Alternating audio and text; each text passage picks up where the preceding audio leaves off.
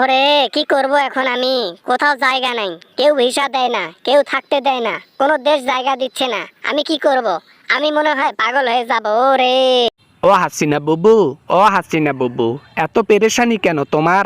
হ্যাঁ, তুমি তাড়াতাড়ি বাংলাদেশে আসো। কোথাও জায়গা না পাইলে আমাদের দেশে পাবা, আসো।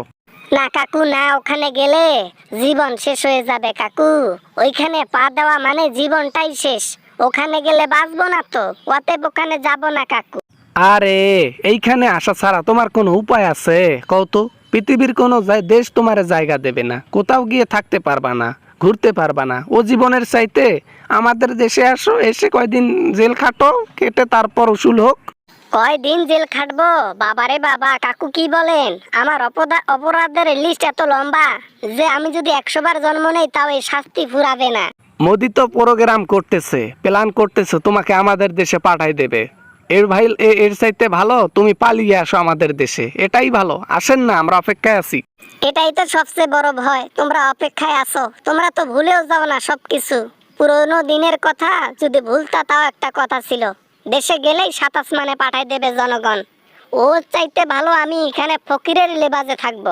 কয়দিন আর ফকিরের লেবাস ধরে থাকবে? 1 দিন, 2 দিন, 3 দিন, 4 দিন। টিকটকারদের চোখে পড়লে তোমারে ভাইরাল করে দিব, তখন কই যাবা? যাওয়ার অপশন নাই।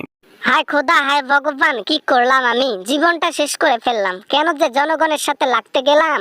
জনগণের সাথে লাগতে গিয়ে পিছনে বাঁশ খাইলাম। এ বাঁশ সারা জীবন মনে রাখতে হচ্ছে।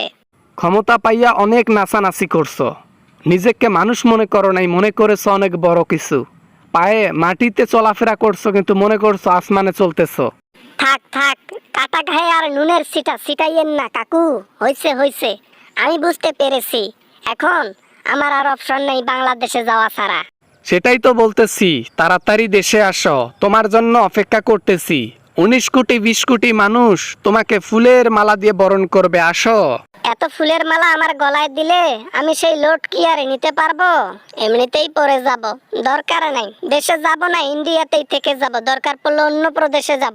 পৃথিবীর যে কোনায় যাও না কেন, যে প্রদেশেই যাও না কেন, ইন্ডিয়ার কোনায় কোনায় যাও না কেন, শান্তিতে বসবাস করতে পারবা না। এর চাইতে ভালো 14 শিখে আসো বাংলাদেশের মধ্যে। ওখানেও যাইতে পারবো না। ওখানে খালি সিদ্ধ ডিম, সিদ্ধ ডিম আর সিদ্ধ ডিম। আয়না ঘরের কুকীর্তি সবকিছু নোট করে রাখছে, উল্টো আমাকে আয়না ঘরে পাঠাবে তারা। এত ভয়? একটা সময় ভয় পাও নাই, জনগণকে ঘুমাইতে দাও নাই। হ্যাঁ, শুধু নিজে চুরি করছো, টাকার পাহাড় করছো। এখন জনগণকে এত ভয় পাও তুমি? ভয় না পাইয়া আর কোনো উপায় আছে? উপায় তো নাই, ভয় তো তাদেরকে পেতেই হবে।